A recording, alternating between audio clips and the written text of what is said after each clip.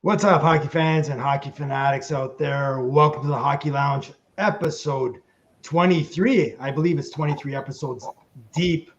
It is Monday, August 9th at 8 o'clock. We're going a little earlier tonight. Normally we go 9 p.m. But my wingman, Apple, suggested we try 8 o'clock tonight. We're prime time. That's why. Prime time.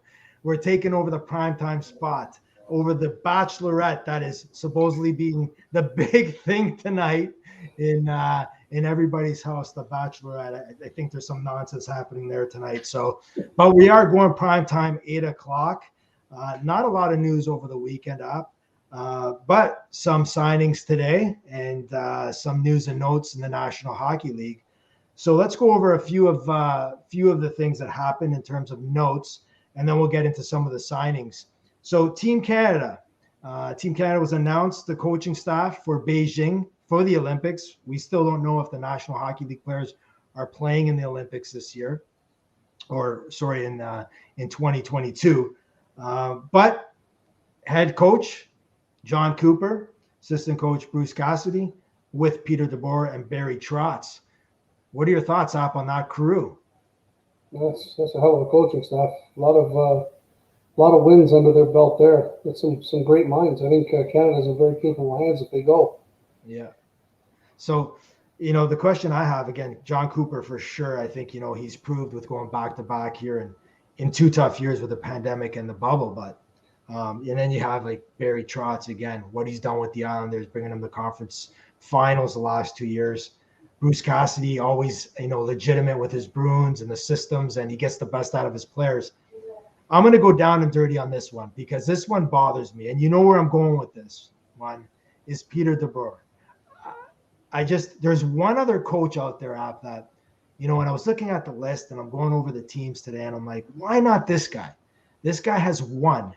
He did a great job with this particular team. But why Peter DeBoer? Why is this guy considered one of the elite coaches in the NHL? Probably just on the results of his team. On Gerard Gallant's team. So that's Gerard Gallant's team, and he's just there, and he's ridden the coat waves the last 2 years, and right. And maybe they just went with the teams that they thought have all consistently won. And I think Vegas is one of those teams, but I don't think it's because of him. Yeah, and then you have you have Peter DeBoer taking your New Jersey Devils to the Stanley Cup Finals. He went to the Stanley Cup Finals with the San Jose Sharks, as well, in 2016. He hasn't produced what he's supposed to produce in Vegas. But there's a coach out there, like I said, and I don't think he gets enough recognition for what he does, and that's Joel Quenneville. I'm not sure why, he's won 3 cups.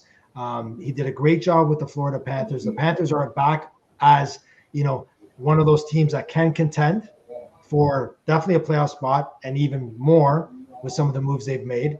I'm not sure why, he's not considered in that elite of coaches, because I think he deserves to be there. I agree with you. He's taken team Chicago, when he got there, they were still building. Florida, when he got there, they were still building, and he built that team. Peter DeBoer took the Devils to the final in his first year. So technically, it really wasn't his team yet, because you got to get that camaraderie and get, the players that he wants and stuff like that. So I think the first year, just like a rookie player, you need to get used to the system. You need to get used to everything. If I'm not mistaken, San Jose, I believe, was the first year as well when he was with San Jose. I could be wrong. It might have been the second, but I know it was the first or the second year. He also took them to the finals. So it seems like he's riding the coattails of the previous coach or regime ahead of him. Yeah. But but I agree with you with that. I do think though, like in terms of you're reading what Apple and I are just texting some stuff back and forth here because there's some breaking news. We're trying to alleviate the background noise here in our earpieces. So we apologize for that if you guys were hearing that. That being said, again with DeBoer, I think it just comes where maybe he comes in, he brings a different system to the team that's already been put together. It might work, and it does work. He gets results right away, right? So, listen, I don't know the guy. I'm not knocking the guy. I just think, why not Joe Quenneville? But again, Trotz, Cooper, Cassidy, DeBoer, Canada is in good hands with those four gentlemen. Another news and notes: famous play-by-play broadcaster Mike Lang of the Pittsburgh Penguins, scratch my back with a hacksaw. Mario Lemieux has called it a day. He is Elvis has left the building. Exactly. Mikey has left the building. Elvis, that was his best line when Pittsburgh used to win. I know growing up as a Penguins fan for a long time, since '84, when the big satellite dishes were out happened and you had them in the backyard, and that's the only way you could watch your favorite team if you were watching the Toronto Maple Leafs. And first time I heard Mikey Lang going at it, it was fantastic. Watching the games in my basement with my grandfather, a lot of good memories. Great individual, did a lot for Pittsburgh. He's still going to be somewhat involved with the Penguins in terms of the broadcast part of things, but he hung him up today. He hung up the mic. But again, some of the favorite sayings are just crazy. Yeah, and I heard a lot of them being in the same division, going all the way back to the Patrick division days. Yeah. He was a beauty. He would make me laugh, even though he was the commentator for the other team, and he was pro Pittsburgh through and through. He would still make you laugh, even if you were cheering for the opposing team. He was a great one. I compare him right next, almost to the same level as Doc Emrick. Yeah, and I was just going to say that because when you think of the New Jersey Devils, you think of Doc Emrick and his side partner Chico Resch, right? Like those guys together. And then Mikey Lang with, he worked together with Eddie Olchuk, Bob Airy, Phil Bork, a lot of guys, ex-Penguin guys.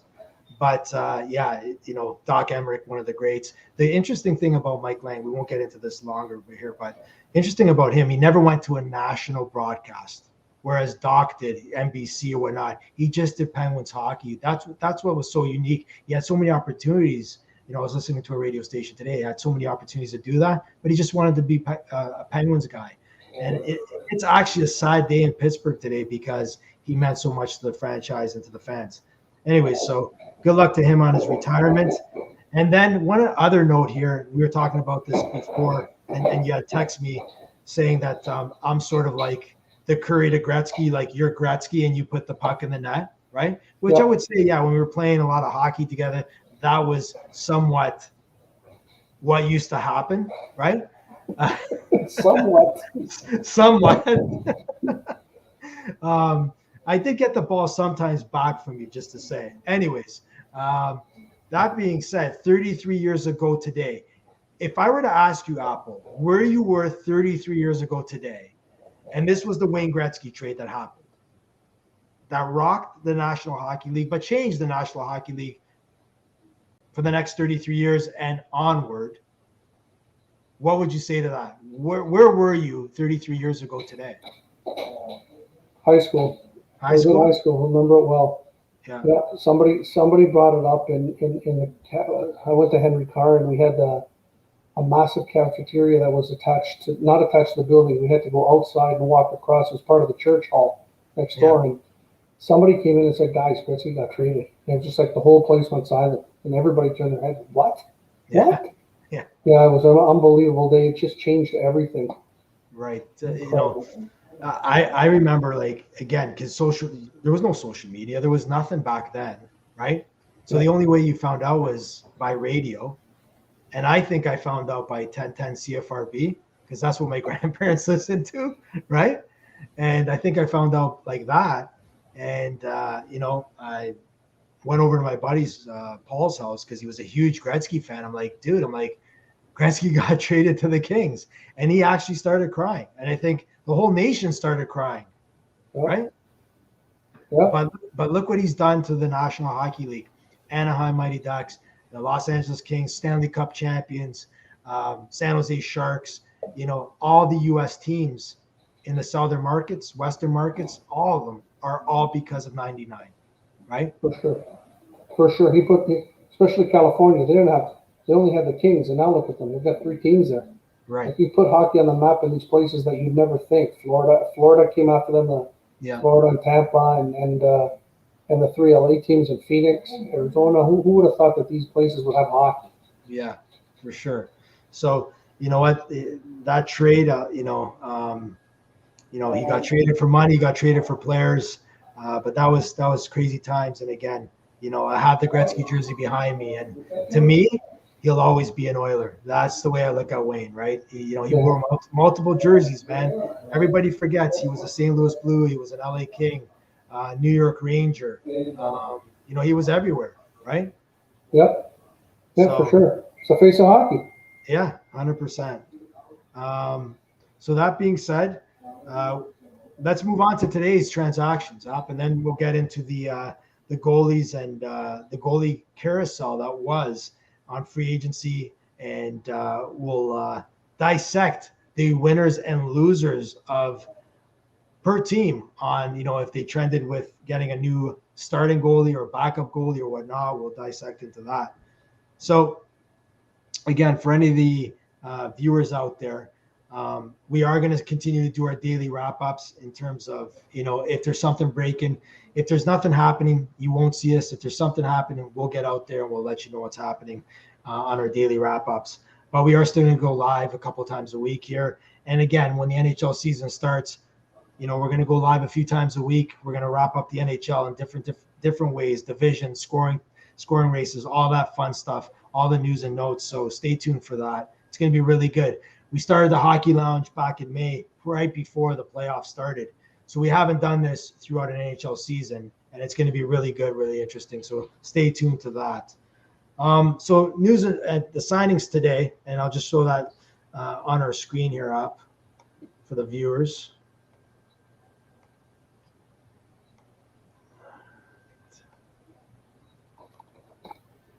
All right. So we have the first signing today, this morning, happened with Carter Hart. He signed a 3-year extension for $3.9 million. He's 22 of age. Bad season last year. What do you think of this extension? I think it makes sense. They had to lock him up. They've decided that he's the goalie of the future, so they kind of had their hands tied. That they've committed to him. They went and got Martin Jones behind him this year to hopefully push him a little bit of veteran presence to see what he's got. But I think it was a no-brainer for the Flyers. I think they had to have they pegged him to be their future. Right. For sure. And again, the high expectations he had going into last year, unfortunately, I think, they put the next Carey Price on him really early. That's a lot of pressure for a young goalie to come into the league and feel that pressure. Actually, Ron Hextall, the general manager of the Pittsburgh Penguins, was one of the guys that was trying to hold him back from coming up to the National Hockey League and keeping him in the minors just to groom a little bit more. And because, again, being a high draft pick and a young guy and, expectations. So I think he will bounce back this year. He's supposedly working with a couple different psychologists and goalie coaches. So he'll probably have a bounce back year, and Flyers made some moves to get better on the back end to help him out. So he should have a good year. Andrew Peeke of the Columbus Blue Jackets, right defenseman, 23 years old, signs a one-way deal, $787,000. Again, just a depth signing there. You had Josh Mahura, again, lefty, a lot of potential there. He signs a one-way contract for $750,000 to the Anaheim Ducks. Maxim Komtos, again, high expectations with him. Good goal scorer, can put the puck in the net. I watched some Anaheim Ducks games last year up, and just because I wanted to see Jamie Drysdale, GTHL boy, Team Canada, whatnot. This guy, Maxim, has got a lot of potential. Good nose to the net. He reminds me a lot of Mark Stone. not that fast, but the puck finds him. He gets in the Yeah. right areas. So He's a pretty steady player for Team Canada in the World Juniors, and you're right. There's a lot of upside to him, and $2 million a season. 22-year-old, still got a lot of time to develop. for sure. The Ducks also locked up a couple of guys on the weekend, Sam Steele and another player as well. So when you look at the Ducks, man, you know what? They got a lot of good youth. Give them like 3 years, 4 years, they're gonna be contending in the West. Another guy, Max Jones, another player like 1.295, 3-year, one way, a guy that plays a physical game. Can put the puck in the net, can do a lot of big things out there. So watch out for the Ducks. Then we have Ilya Samsonov, and he's 24 years of age, signing with the Caps on a one-way for $2 million. 1 year. Interesting. Yeah, I think he had a lot of potential with them coming up. But I think this 1 year contract here signifies me that he's got to make it or break it this year with them. It's time for him to show them what he's got. And if he wants a longer term deal, he's going to have to show that he's in their plans, because until now he really hasn't performed well. Mm-hmm. So I think that's what the 1 year, because as soon as I saw that as well, I said, holy smoke, 1 year. But yeah, I think they really just want to show me what you got now. For sure.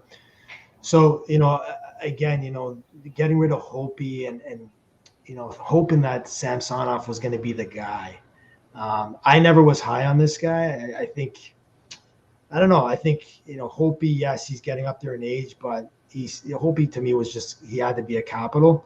And they put a lot on their two young goalies in Samsonov and Vitek Vinicek there. Yeah. So, we'll talk about the Metropolitan Division on Wednesday night, but I think goaltending is definitely an issue in Washington right now. Your team made a signing today. Yeah, Yanni Kuokkanen, good third line player. He got 25 points in 50 games last year, so about a 41 point average per season. Not a bad signing at 1.8 mil a season. It's a pretty good depth player, to be honest with you. Not bad, 25 points in 50 games. Can't ask for anything more from a depth player, right? Especially on that team, they didn't score much last year. Right. And your favorite team to talk about is the New York Rangers, and we were kidding around, before we got online here, and you were sort of, I guess, having fun with that signing. So why don't you tell the fans about and the viewers about Igor? Correct me if I'm wrong, Nick. Is Georgiev still there? Yes. Yeah. So I don't understand what they're doing. Because we discussed off air, that this is, of all the goaltenders in the NHL history, their second contracts, this is the biggest one ever handed out. Mm-hmm. I don't know what he's done to deserve it, especially when they got Georgiev there, because apparently he was the man last year. Yeah. So I really don't know. I'm glad that these idiots are wasting $5.5 million a season on him, but to me, he hasn't shown. He's 25, which is an age where goaltenders start showing. So let's see what he's got. But I mean, it's a gamble. So, do you think this is a cheer from the crowd for the New York Rangers signing this one like this for the Devils fans? No, I think that's a cheer every time the Devils are going to have a shot on goal against them. Okay, so we'll give a little cheer for Devils Nation out there, right? There you go. Yeah. And then you got Russ Colton, 24 years of age, like the player, played really solid for the Tampa Bay Lightning. Another guy, through the system, length of the contract, 2 years, beautiful cap hit at 1.125. Not much else to say, but good job by the Lightning to keep this guy there, because they lost completely third line. So you'll probably see this kid up on that third line in this year coming up. So, good job by the Caps, the Lightning solidifying him.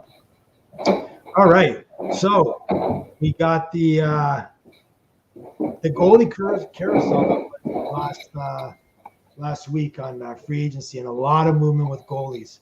And there's been a lot of talk on a lot of radio stations about, who came out the winner, who came out with the loser.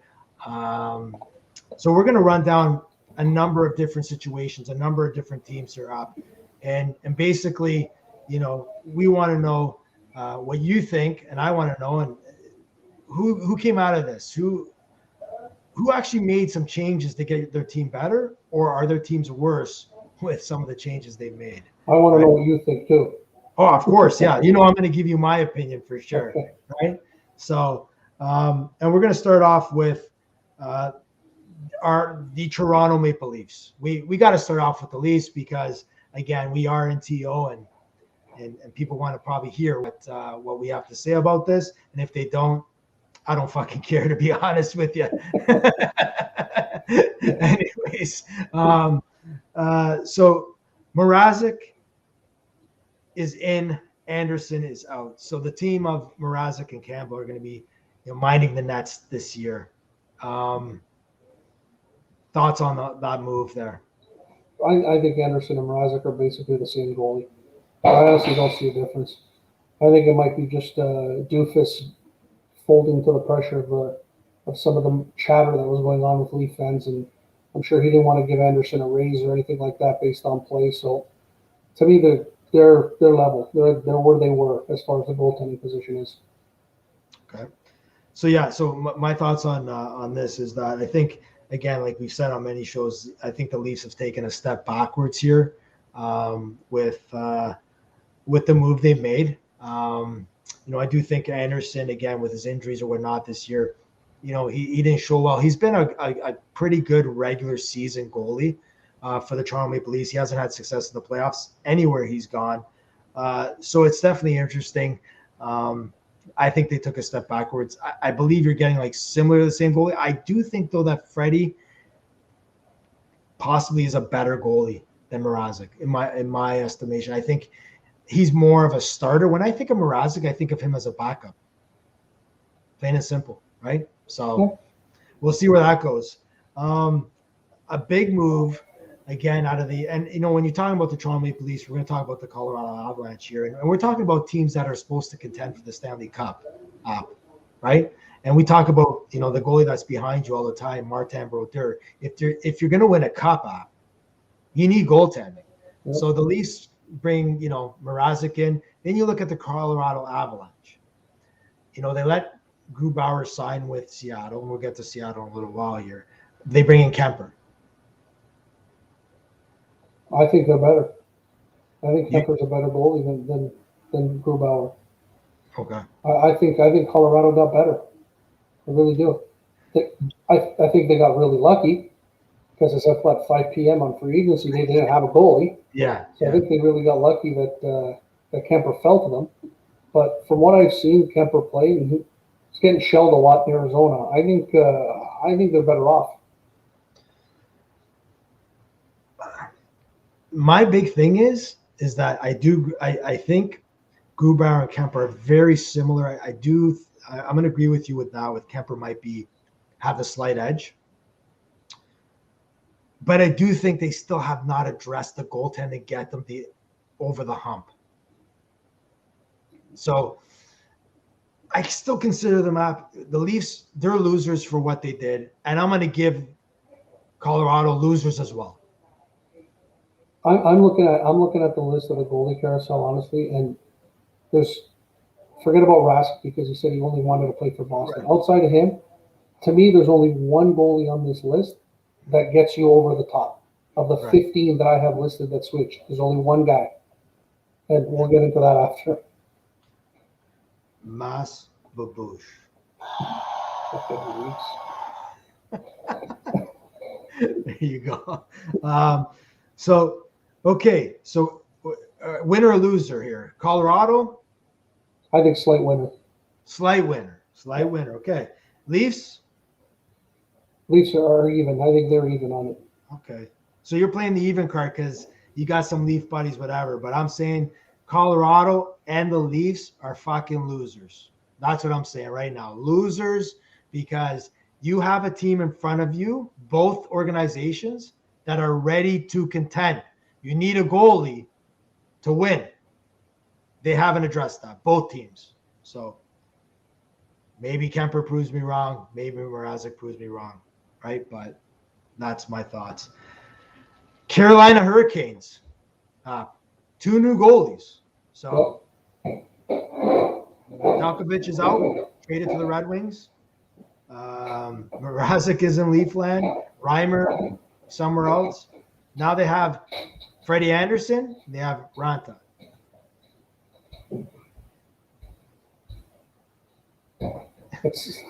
It's another one for me where you're trading 2 for 2. I Right. said Mrazek, to me, Mrazek and Anderson are the same goalie. Ranta's worse than Nedeljkovic. So I think they went a little bit back, although Nedeljkovic is unproven yet. But this is the thing, okay? Nedeljkovic played well in the playoffs. I liked him. I was like, who is this guy? Right? I don't understand how a franchise gets a young goalie. He plays well in the playoffs. You don't know what you have yet. That's why Stevie Y, the genius, the hockey IQ guy, said, you know what? I'm going to steal some candy off you, bring him to the Red Wings. Because now he might have found a diamond in the rough. I agree with you. But to me, he's still unproven. Carolina took a gamble because they were worried that he was going to go to arbitration. And because of his season that he had in the playoffs, like you said, that he played well and he was going to get a big award from the judge. It's going to be interesting to see this year. Now that he's in Detroit, he's going to face a little bit more shots. He's got a weaker team in front of him. Let's see what he's got. Like, for me, you need 3-4 steady years out of a goalie before you can tell me he's good. I don't want 1 year. If you're going to pin all your hopes on a guy after 1 year, you could have problems. And again, he can, like you just said, he can prove me wrong. He might be the next Vezina winner next year. Who knows? You never know. Yeah. You never know. And, you're probably right in terms of Carolina didn't want to go down the road of maybe having to pay heavy for a rookie goalie. But I don't know. To me, it's, you're bringing Ranta, good backup. Anderson, like I said, little better than Mrazek in my eyes.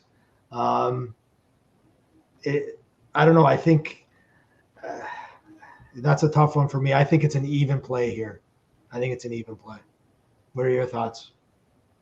Carolina? Yeah, Carolina. I think winner or loser here. Based on Nedeljkovic's year last year, right now to me they're a loser. Okay. I'll agree with you there. If he keeps the same play this year, then they're a big loser. Yeah. All right, moving our way to the Swamp, New Jersey Devils. Okay, so your boy Scott Wedgwood, I believe that's his name, right? He is the number 1. They brought in Blackwood. Is it Blackwood? Blackwood. Yeah. Mackenzie Blackwood, Scott Wedgwood is the backup. Now the backup is Jonathan Bernier. You always get confused with the Woods here. That's the problem, right? So looking at Mackenzie Blackwood being your number 1, Bernier coming in to relieve him. Good. I think Bernier, that was a good signing. My question to you, though, App, is Mackenzie Blackwood going to be the guy that's going to be the goalie of the future for the Devils to get you? You're making all these moves, bringing Dougie Hamilton, Tatar, all these guys coming in. But will he be the guy that gets you to compete in the Metropolitan? I think they're banking on it because he was a star in Barrie when he played in the OHL. He went to Team Canada. He played pretty well for Team Canada at the World Juniors. Yeah. They've invested in him. I think they brought in Corey Crawford last year in free agency to try and push him a little because every once in a while he gets in a little rut. That didn't work out because he retired, so Scott Wedgwood ended up being the backup. I think that's why they went this route this year to get Bernier. I think they're trying to push Blackwood to the next level. I don't think they just want to hand it to him. I think he's got the potential to be it because I've seen him steal games on a few nights. Yeah. But only time's going to tell with these young goalies. Yeah. So, again, for New Jersey, I think it was a good backup that they brought in, somebody to relieve Blackwood. And, I even like Wedgwood as well. So he's got to still be in the system, correct? Yeah. He'll be in Utica. Yeah. So this isn't a big one. This is a big one where, I think Boston is sort of on pins and needles right now. Because right now, Linus Ullmark is the starting goalie in Boston. Yeah. Rask is still not signed. This is interesting. that's going on in Beantown right now. So what are your thoughts on what's happening there? It is strange. You're right. I'm starting to get ideas in my mind that they're waiting partway through the season, that they don't want to pay Rask the full year and have his full cap hit. I'm thinking he's pulling a Lightning. Maybe January, February, he comes back to play, he signs his contract, be prorated for half a season, and they'll only get dinged for what, 3.5, 4 mil maybe on the cap? Because there is zero talk about him anywhere. Yeah, and it's been quiet. Yeah. So the funny thing about this is these fucking jabronis in Boston they're up to something dirty right now. Yeah. There's speculation out there that Krejci will be back in the new year as well. Okay? So watch out for those Boston Bruins. They are definitely formulating something to, if it's playoff time, before the playoffs, not be hit with the cap hit of maybe 2 hockey players. Because you look at Cooch this year, $18 million. There's the money right there going to 2 players. They don't play any season. Well, Krejci's playing in Europe or something, I think, in Czech. Rask might be sitting on the sidelines. All of a sudden, they get those 2 guys in the playoffs with some of the additions they have. Now, if Rask comes back and they go with Allmark and Rask, I think that's a pretty good tandem, right? Yep, I agree. Compared to, Halak is gone. He's, in Vancouver now. We'll get to Vancouver in a second.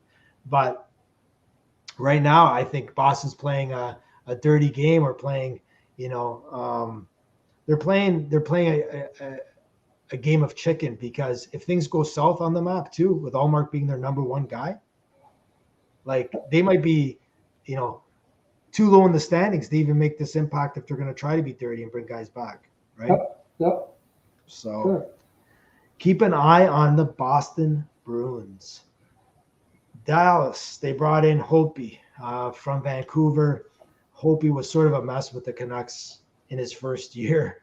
But they had a rough year, pandemic. The team got hit hard with COVID, but he looked really, really off. He looked never comfortable wearing that Canucks jersey. They bring him to Dallas. Yeah, he really looks like a guy that the change of scenery didn't do him any good.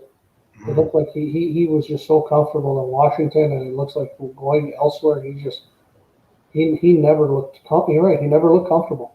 Yeah. And again, I think, when it comes to Hopi, he also had, Vancouver's number 1. Just his name. Patrick Demko. Yeah, Demko is right. So Demko, Hopi's not used to being number 2. Yeah. And Demko was number 1. Similar to what was happening in Washington with Samsonov coming in and taking over the number 1 spot. Maybe Hopi's not a backup type of guy. Maybe he can't play backup. He's a guy that has to see games, a lot of games, to be good. So we'll see where Dallas goes, because they have Khudobin. Bishop, still nobody knows what's happening with him. I think he could probably be done, retire.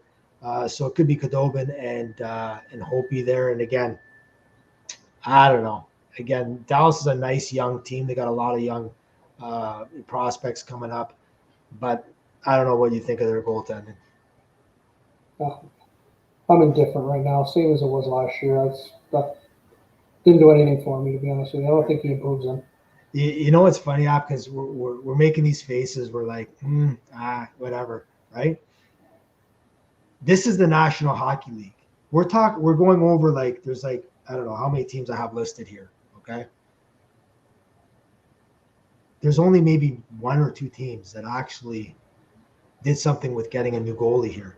So when you look at the Tampa Bay Lightning and you look at some of the teams that have number 1s, probably like 10 teams that have a number 1 solidified goalie, those are the only teams that have a chance of winning the cup. Yeah. Bottom line. Yeah. It's incredible when you look at it, because now the NHL has 32 teams, and there's basically 10 teams, lucky 10 teams, that they have a number 1 goalie that can take them to the promised land and win a cup. The rest get in the playoffs, and need a lot of breaks. A lot of breaks, right? Yeah. So, talking about the Vancouver Canucks again, Demko, Halak, So basically, you're sort of that switching that that backup guy with Halak from Hopi. I like it. The way Hopi played last year, Halak might come in and do the same next year. Who knows? Yeah. But I mean, right now on paper, compared to what they did last year, I think Halak's a pretty solid backup. Right. And I think he knows his role. After behind Rask, he knows what it takes to be a backup. The mindset. Yeah, and I anywhere Halak's gone, he's proven himself to be a good backup and a guy that can even come in if your goalie gets hurt or whatnot and play, a string of a month as a starting goalie. I've always liked Halak. I think he's a good, steady goalie. So I think they improved for Demko getting Halak, but you never know, Halak could go south. Yeah. Nashville, very interesting. Peke Rene retires. The number one guy is Soros, and David Riddick is his backup. I don't know. Big save, Dave. No. Yeah, there you go. Big save, Dave. Right? Yeah. Interesting in Nashville. I don't know. It's Saros is like he could basically play on my younger guys' team. He's a small goalie. He's not big. A lot of net. I don't like the goaltending in Nashville. To me, Nashville's becoming a team like San Jose and Arizona. They're just like an afterthought. Like they're not going anywhere. It's like you don't even think about. If you talk about contenders, you don't even talk about them. You're talking about up and coming teams, good teams. They never seem to be in the conversation anymore. They're just stagnant. They're there. Yeah, and the funny thing about Nashville is they were just in the Cup final like 4 years ago, against Pittsburgh, 2017, and they were an upcoming team. They had a lot of good pieces. They were coming. They were charging, and now, like you said, nobody, like the fan base was nuts. Nashville, but now it's sort of like, see you later. They're starting to, they've lost their steam. Arizona. I'm telling you, like, Arizona's becoming like the Buffalo Sabres. I know they're in rebuild mode. They got new coach, new GM. But they've been in rebuild mode for 15 years. I know. Right. Like, who the hell is their number one there? Carter Hutton. They signed Carter Hutton. Is he the number one? Is there right? Yeah, I think he might be. He's got a little bit of experience. I don't think it matters either way. I don't think they're going anywhere. They're not going to be good. Maybe the route Carter, what's his name? Carter Hutton is going to take his the route for Shane Wright. Right? Maybe. So like he could be setting up. Bill Armstrong of the Coyotes could be setting up for, hey, let's tear it down. But the problem is that they ended up getting Elk Ekman Larson before, and then Clayton Keller, Garland. They had players. Christian Dvorak is good too, right? Yeah, like they were building. It looked like they were building, and now here we go back again to nothing. Right. Good coach. And listen, they in the bubble they won their first round, right? Yeah. This year they didn't do so well, but Phil Kessel's on the block. I don't know. I think Arizona's just a different franchise right now. We'll see where they go, and again, just interesting to watch there. Tampa Bay Lightning, again, Vasilevsky being the guy, number one. You're okay with that. Elliott comes in as his backup. McElhinney's out. Elliott's in. I'm going to tell you, I've seen Elliott play a lot because Pittsburgh playing the Flyers or whatnot. This guy, I think I don't know if he's the backup for Tampa. I'll tell you that right now. You need to give Vladdy a rest. You're talking about back-to-back cups, a lot of playing time. You need somebody to come in and steal you some wins. I don't think Elliott's the guy. I don't know. I'm more of a supporter of, like, if Tampa Bay would have went after Halak or somebody like that. Not that I'm a Tampa fan, but I think there's trouble there if Vladdy needs some rest. I agree with you 100%. 100%. Just like you, same division. Yeah. I've seen Elliott play a few times against us, and he's played some stinkers. They depending on how much rest they plan on giving Vasilevsky with the amount of hockey he's played the last 2 years, they've got to be careful. Because if Elliott plays too many games, they're going to have to really exert themselves to make the playoffs or get in a good seeding to get some home ice. Right, and Patrick Maroon just declared today that a third cup is coming to Tampa. So yeah, so that's the new thing here. He declared it today. So yeah, and there's a guy that looks like he's skating at quicksand, and he's won 3 cups in a row. Hey, buddy, there's nothing wrong with that. Do you have to have a great physique to win? Come Yeah, on. yeah, All right. but contribute something more than you are to come up with a prediction like that. But he plays good music in the room. He's contributing, man. Come on. Come on. You need a good DJ on every team, bro. I Right? know he was on the Devils. I heard about his DJing skills. There you go. Right. So, the Philadelphia Flyers again extending Carter Hart today. They brought in Jones from the San Jose Sharks. I think that's a good 1-2 punch. I've never been a fan of Jones as a starter, to be honest with you. I think he was, and I've said this many times to my boys watching when we're watching San Jose's games late at night and seeing him in the playoffs and the Stanley Cup Finals. Way overrated. This kid was way overrated. It doesn't even look like he has a pulse out this goalie. So I think legitimately maybe being a backup might be good. And, again, I like it, but I don't like it because I think they should have brought in a veteran for Carter Hart to be more of a mentor. Yeah. Right? Yeah, Jones has been in the league for a little while, but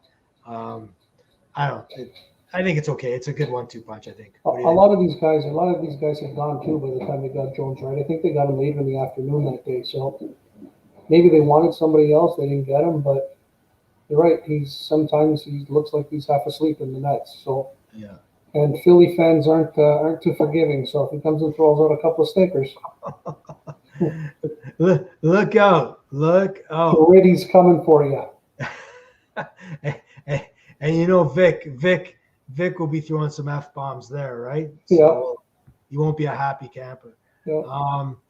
I'm going to bring up this goaltending duel here on the screen for everybody at home and viewers here, because this one legitimately says 51 Shane Wright. I'm coming. Get on the QE. You're coming to Buffalo, baby, because this is a beaut. So let me just share this one with you guys. 1 second here. I'm going to guess you're talking about the Buffalo Sabres.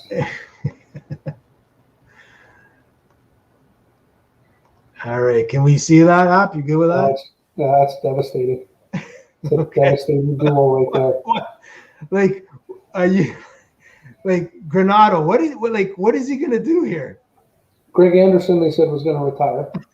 And Aaron Dell's been on 5 teams in the last 2 years. Hey, both those goalies are $750 each. Not even one of them's making $1 million. $750 is too much. Like, what are we like? Are you talking about pure tanking? Like, this is tank nation by doing this. Come on. But again, the fans in Buffalo are going to come last again. They're going to go spend their money to watch them get the shots every night. After losing Reinhart, losing Ristolainen, possibly losing Reichel. Like we were talking about the rumors today about Eichel with possibly Zibanejad being, sorry to go off topic, but Zibanejad. Yeah. Mika Zibanejad. If you're Mika Zibanejad, you want to go play in Buffalo right now? But it's just a joke, man. It's a shit show. Like when I looked at their goalies today, I'm like, this has to be like, this is brutal, man. Like the fans don't deserve this. And plus, the best part about this is up to some news and notes again today from the NHL. Do you know that there's 20 teams are getting new third jerseys this year? No, I didn't hear that. Yes, sir.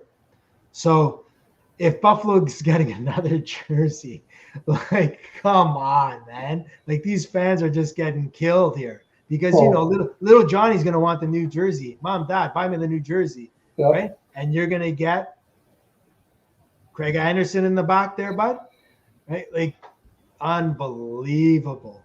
Just crazy. I don't think either on at least 20 teams in this league, neither one of them are even a backup. Yeah. Just unbelievable.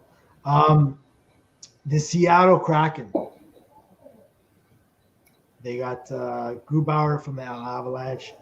Prior to free agency, they signed Dreger. Wow.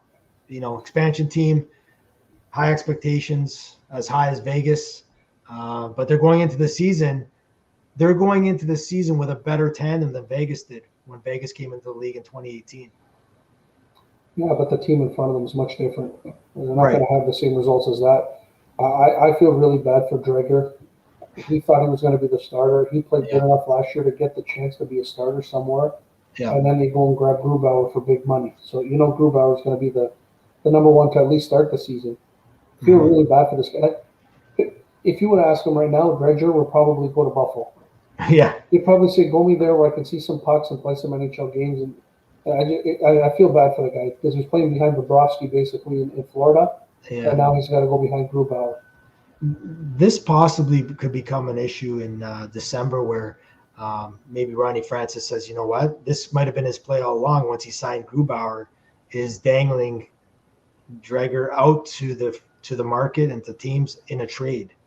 He might do that with Grubauer for all we know. Yeah, exactly. Right. Yes. 100%. Good point there. Yeah. Like, are they going to be making the playoffs? I don't see that happening, to be honest with you. They are in the West. I don't see them, contending, but you never know. They got a solid back end. If they get in the Tarasenko sweepstakes, who knows? But again, so it's two solid goalies. So Seattle did their job there. Vegas. And the reason why they traded Fleury, but I'm going to talk about Vegas for a minute here. Leonard's the number one guy. Are you good with that or what? That's a gamble, man. It's a gamble, right? With this, and not anything against, I'm not trying to downplay it, Yeah. but with his mental health issues, Yeah. you just don't know what's going to happen there. Yeah. He might have a couple of bad nights, and it just might fester in his head, and who knows what's going to happen. Mm-hmm. And now they got nobody. Like you had Fleury, Yeah. just in case. You don't have that Yeah. just in case anymore. Yeah. So if something happens and Leonard goes down for a while for whatever injury or mental issues, they're in trouble. Mm-hmm. Mm-hmm. Yeah, I agree with you totally. I think, with all the work that McCrimmon and George McPhee have done over the last couple of years, bringing in Pietrangelo, bringing in all these guys, making trades, getting their team to the point where they're a Stanley Cup contender year after year. Now to ride the coattails of a goalie that unfortunately does have this mental health issue. And the guy, I think when he's on his game, he's a really good goalie. But to me, you have to look at, can you count on him? I'm not sure, like you said, if you can. This is, he doesn't have that number two guy or that 1B that, if he needs to take a few nights off and be a backup, you might be losing points then, right? So where are you going to end up? You're right. Like if you're McPhee, how worried are you? You know that play that Fleury gave the puck away against Montreal? Yeah. Like he just gaffed on it. Yeah. Like what happens if that's Leonard? Yeah. Like does he just lose it? Like you don't know. Like you're always on edge like that, and you got no backup. Right. So right. It's a big gamble, and we'll see. Hey, it's Vegas. That's where the city of gamblers go. So it's a big gamble on Vegas. We'll see what happens there. And last but not least, and we've talked about him a number of times over the last couple of weeks, the Chicago Blackhawks, Marc-Andre Fleury. Out of all the goalies all the transactions that went down on free agent frenzy day in terms of the goalie carousel, this is the best move. He's the one that I said that he was the one out there that would put a team over the top. He was the one I was referring to about half an hour ago. Yeah. For sure. To me, with the moves that Chicago's made with getting Seth Jones, and I hear Taves is playing this year and Kane's back again, they're going to go from, I think they're going to challenge for a playoff spot. Like, I think they might make the playoffs if Fleury plays the way he could play. And if it backfires on him, it's his final year of the contract. Stan Bowman, if he's not in jail by this time, he might just trade him away and get something else back for him. Yeah. So again, I think it was a brilliant move by Stan Bowman to get Fleury there. If they don't have the season that they're expecting to have, then he can definitely dangle Fleury out there. I think Marc-Andre Fleury will go to a team if the Blackhawks are not trending in the right direction for a playoff run. He is a free agent, then he'll make his decision where he wants to play in the summer of next year. But if they are struggling, hey, does Colorado come knocking on the door? Right? Yep. You know, like, again, if you're really in that contention, that knock will be on the Hawks' door. If the Hawks are in contention, then of course they'll stay there. But yeah, I think, you know what? When I look at all the changes and you set up, I think there was 15 goalies that changed. Yep. That's what I got down. Yeah, 15 goalies in free agency. When I looked over the list today, I put together the list. I'm like, the only thing that really wowed me was the tandem in Seattle with Grubauer and Drager, and then Marc-Andre Fleury going to the Chicago Blackhawks. The Blackhawks are the winner here. I think a lot of goalies change jerseys, but that's all they're doing is changing jerseys. I don't think there's anybody that's going to make a big difference out there on any team except for the Chicago Blackhawks. Agreed. Agree 100%. Right. So, again, you know, if you're watching the show later on tonight or whatnot, and you do want us to discuss something on the podcast, on the show, if you have some topic that you want us to go over, by all means, send a comment to the Hockey Lounge. Remember, hit that subscribe button below to get updates that we are going live, or that we do have shows that are going to be coming around. If it's a daily update, NHL daily wrap up, or if we're going live, hit that subscribe button below. If you like the show, hit the like button, smash that. And we're going to be going live on Wednesday night at 9 p.m. We're going to have Nick Barlensky from Tip of the Iceberg and his new podcast that will be coming out called The Hockey Hotbed. And we'll be going over the Metropolitan Division on the winners and losers and some of the changes in that division and where they might finish in the upcoming National Hockey League season. It's been a blast tonight. Same here, Nick. Always great. All right. So again, 33 years ago today, the great one, 99, went from Edmonton, snowy Edmonton, to California. California girls, waves, heat, shorts, flip-flops, changed the landscape of the National Hockey League. But like I said in the beginning of the show, Wayne, you'll always be an Edmonton Oiler to us, as well as Team Canada #1. So viewers, have a great night. We'll see you again. Hockey Lounge 23. We're done for tonight. Have a great night, guys.